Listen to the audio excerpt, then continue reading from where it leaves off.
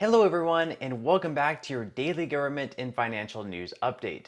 As always, I'm interested in hearing your thoughts on everything, and I wanted to give everyone a huge thank you for giving my videos a like and sharing them, as that certainly helps push these videos out to other people. Okay, so the inflation report came out yesterday showing both some good and also some bad news. First, the good, the consumer price index saw a small decrease from last month, year over year speaking at least, dropping from 9.1% to 8.5%. The bad, year over year for July, the consumer price index, which measures what consumers pay for a variety of goods and services, is still up quite a bit because of the larger drop in gas prices. It offset the rise in other costs, such as the 1.1% monthly gain in the price of food and 0.5% increase in the price of shelter. So now food prices are up 13.1% over the last year, which is definitely pretty discouraging. Not great news when it comes to food prices. Food at home is the number you want to look at, up 1.3% in July, and year over year up 13.1%. And let's look at some of these items that we're seeing increases, but some decreases on. So first, beef, chicken, we're seeing that up 0.8%, chicken up 1.4%. As for what foods increased the most, I'll let Bloomberg's Caroline Hyde take it over. Food prices soaring, climbing 10.9% from a year earlier. Biggest increase since 1979. Essentials like cereal, like dairy products, certain ones of them, posting record year-over-year rises. Overall, though, the monthly inflation reading was flat for the month of July, which we haven't seen for over 1 year. We have to hope that we've now peaked and we can begin seeing a decline in these numbers in the coming months. Despite slowing inflation and possibly peak inflation, officials at the Fed say that more rate hikes are going to be needed in the future, so we can expect more hikes to come at their next meeting in September. In fact, the Minneapolis Fed Bank president said he believes that the U.S. Central Bank will need to raise its policy rate to 3.9% by the end of this year, and by the end of next year, all the way up to 4.4%. But I am curious what all of you guys think. Do you believe that inflation has peaked and that we will start seeing these prices coming down once again? Or do you believe that we still have higher prices to come? Let me know what your thoughts are in the comment section below. Now, according to Fox News, Social Security recipients are on track to receive the biggest cost of living adjustment raise in 40 years.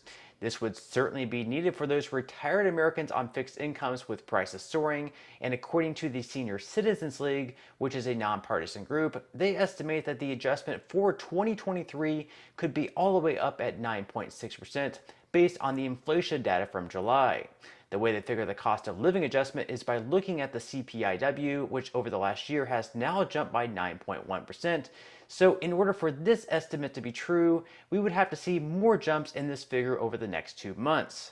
However, if their prediction does hold to be true, or even if they're close when the official cost of living adjustment number comes out in the month of October, on average, the benefit would increase to right around $159 more per month, or $1,900 per year.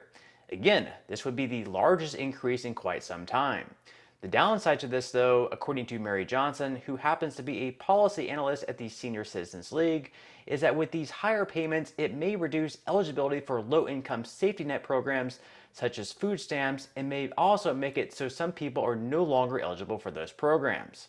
So even though some people may be receiving higher payments, if they no longer qualify for these programs, at the end of the day, it doesn't really mean more money is going into the pockets of these Americans.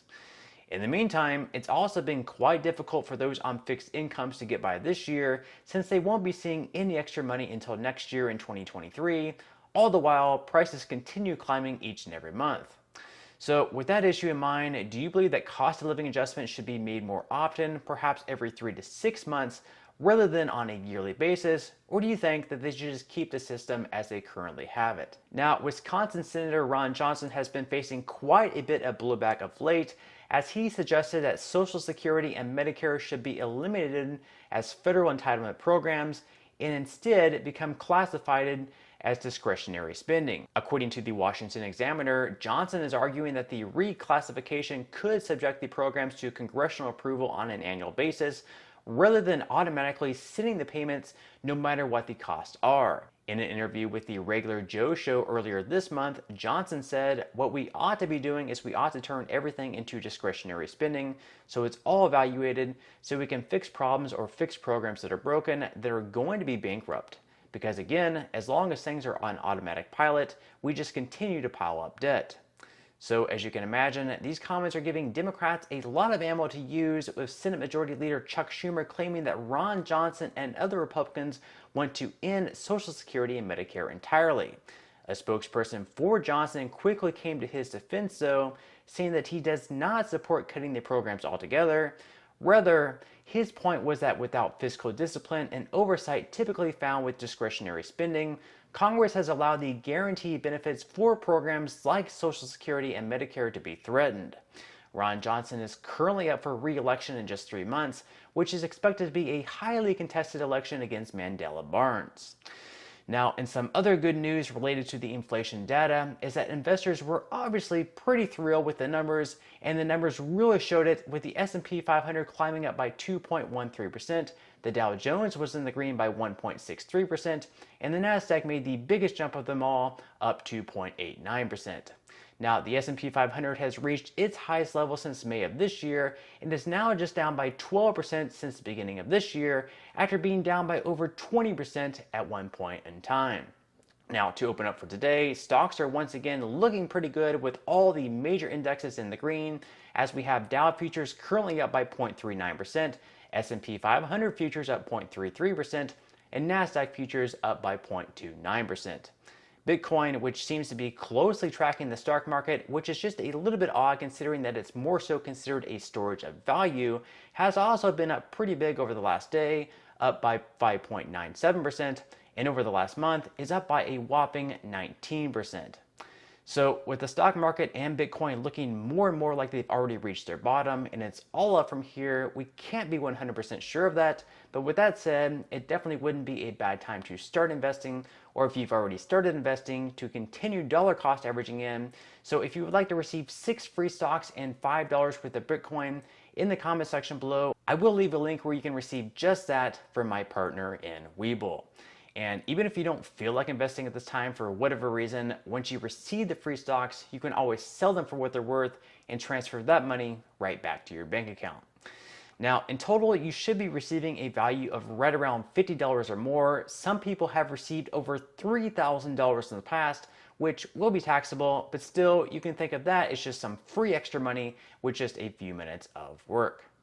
But on that note, I'm going to go ahead and wrap up this video. If you enjoyed the content in today's video and you would like to see more like it, make sure to give this video a like, subscribe to my channel, and also ring the notification bell. That way you won't be missing any of my future videos. And until next time, I hope you have a wonderful rest of your day, and I'll see you in the next video.